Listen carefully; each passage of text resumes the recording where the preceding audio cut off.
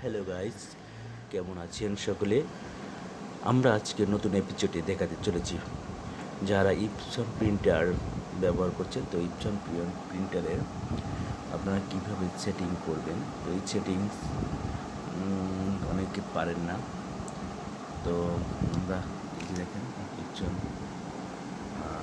এর এই যে কালি, এখানে কালিগুলো আপনারা ধরে দেখতে পারবেন। চারটে কালি আছে, এগুলো যখন কালিগুলো ভরানো করবে তখন আবার ভালো করে লক করে দেবেন।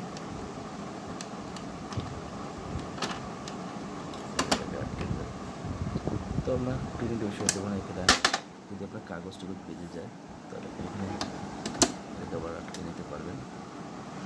তো আমরা আজকের এই বিষয় দেখতে চাচ্ছি যে আপনার কীভাবে আপনি সেট করবেন এবং যে কীভাবে কাগজ দিতে হয়। তো এই যে কাগজগুলো এইভাবে আপনারা নিয়ে নেবেন। তো আমরা আপনাদেরকে এবারে নিয়ে আসছি ব্যাক পাশে। তো কীভাবে আপনি এই যে ক্যাবেলটা লাগাবেন। তো গাইজ দেখুন, এখানে দুটো পয়েন্ট আছে, এই একটা কেবল লাগানো আছে। গাইজ এই যে সাদা কেবলটা আপনি এভাবে এই যে দেখেন এটাকে এভাবে পুশ করবেন।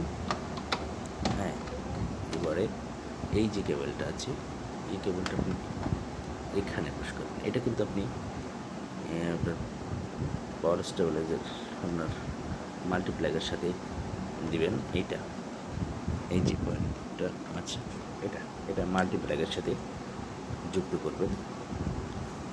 আর এই যে সাদা কেবলটা লাগাইছেন, এই কেবলটা আপনারা এই ল্যাপটপের সাথে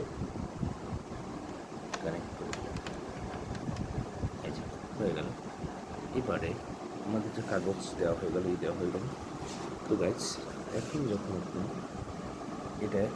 এখানে একটা পাওয়ার অপশন আছে, এটা চাপ দিলে ওপেন হয়ে যাবে এবং এটা যদি আমি কালার করতে যাই তাহলে কালার হবে, এটা সাদা কালো প্রিন্ট হবে আর কি।